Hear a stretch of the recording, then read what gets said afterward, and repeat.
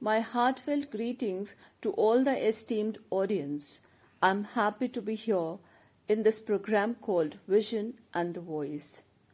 As you sow, so shall you reap is a known proverb to everyone. This indeed applies not merely to reaping a harvest but to all aspects of life. It has great significance in our lives. It means that the result of anything will be in accordance with its action. If we sow corn, we cannot expect to reap potatoes. We can say, as the action is, so is the result. Actions decide the consequences. The word sow means to plant a seed, and reaping means enjoying the crop. When the seed has grown, it means whatever seed you plant, you get the fruits of the same tree only. This in depth means whatever you do comes back to you. If you do good things to people, you will be rewarded with good things. And if you do bad to others, then bad things will come back to you.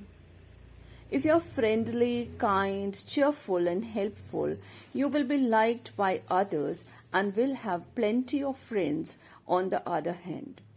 If you are unfriendly, moody, haughty and unhelpful, you are not going to be popular and that everyone wishes to be. If you sow neem seed, you cannot expect to harvest mango. The law of karma operates in the same way. So you should be aware of what you are doing. Most people live life unconscious of their thoughts, feelings and actions without thinking of the consequent effect. It's true that our present is shaped by our past choices and actions. Life is like a boomerang. Our thoughts, deeds and words return to us sooner or later with astounding accuracy. Now the question arises, how does it happen?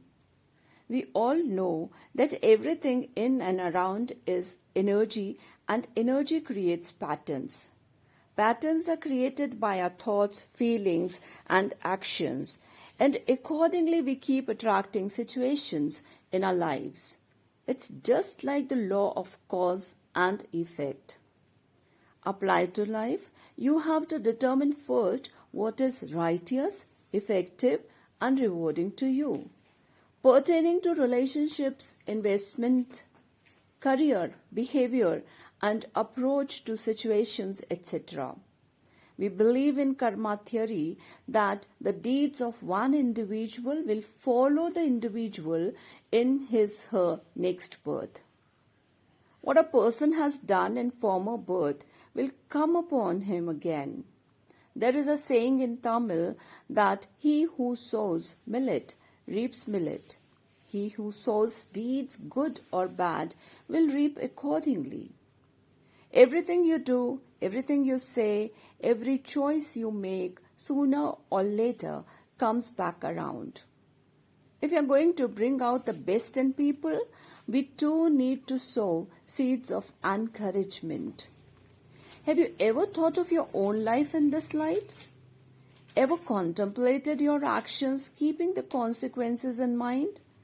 In this sense, has it occurred to you that your present could have been shaped by your past choices and actions?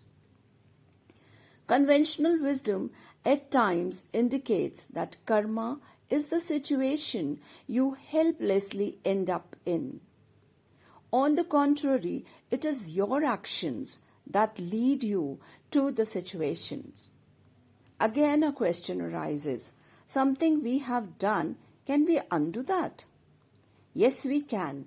Humans have a conscience and can differentiate between right and wrong. We can be saved from the influence of our past actions. There is a Vedic expression, Heyam Dukkham Anagatam. This is translated as avoid the anger that has not yet come.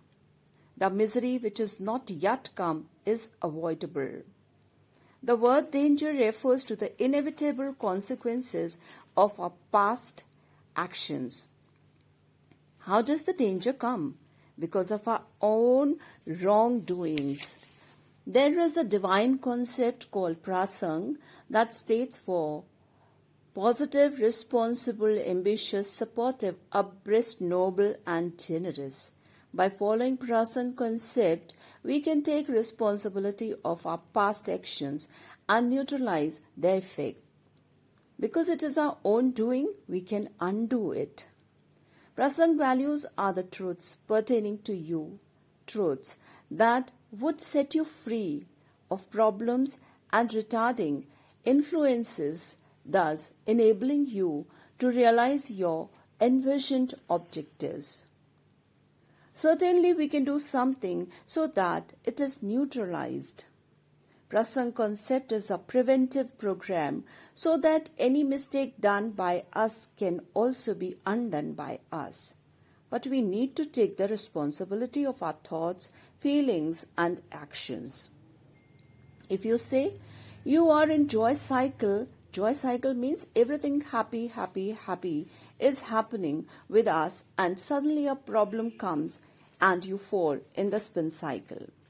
So we can come back to the joy cycle from the spin cycle. Yes, we can. Just look beyond imperfections. Manage your thoughts, feelings, and actions, and change your cycle again and again from the spin cycle to the joy cycle. Your positive attitude, patience, and wisdom, you can face the challenge and come back to the joy cycle again. Patience is the only virtue one cannot reap immediately where one has sown. One should always comprehend the problems as it's the result of wrongdoings, a blessing in disguise to turn the things right and progress. If we did something wrong and the thorn came to our finger, we can carefully take the thorn out of the finger. It's our own doing. Every action has a reaction. The saying, as you sow, so shall you reap, is an expression of the principle of modern science, which states that every action has a reaction. It's also a fundamental principle of natural law. All the fibers of a physiology are composed of frequencies of intelligence. Result of an action emerges. You do this and this will happen. Who designs this? It's nature. It's natural law that designs this. Who knows, when I raise this hand here, what influence I'm producing in the sun and the moon? Which seed we need to sow first of all? The seed of fearlessness. Take daily action in the direction of your dreams and you will reap success. You will never change your life until you change your choices. Before the reward, there must be labor. You plant before you harvest. No effort in the right direction ever goes waste. Sooner or later, you will get your reward. So work hard, obey your elders, and try to do your duty as best as you can to reap the benefits of your perseverance in the form of success and happiness. Sow a thought and you reap an action. Sow the act and you reap a habit. Sow a character and you reap a destiny. This is what Charles Ridley had said. Ponder and consider what you are sowing. What you sow, so shall you reap. To conclude this talk, I would like to mention a story. There was a farmer who sold a pound of butter to a baker. One day the baker decided to weigh the butter to see if he was getting the right amount, which he wasn't. Angry about this, he took the farmer to the court. The judge asked the farmer if he was using any measure to weigh the butter. The farmer replied, "Your Honor, I'm primitive. I don't have a proper measure, but I do have a scale." The judge asked, "Then how do you weigh the butter?" The farmer replied, "Your Honor, Long before the baker started buying butter from me, I have been buying a pound of loaf of bread from him. Every day when the baker brings the bread, I put it on the scale and give him the same weight in butter. If anyone is to be blamed, it is the baker. The moral of the story: in life you get what you give. So, to get the honesty, we need to give the honesty first. Then you will be getting the honesty in return. Thank you so much.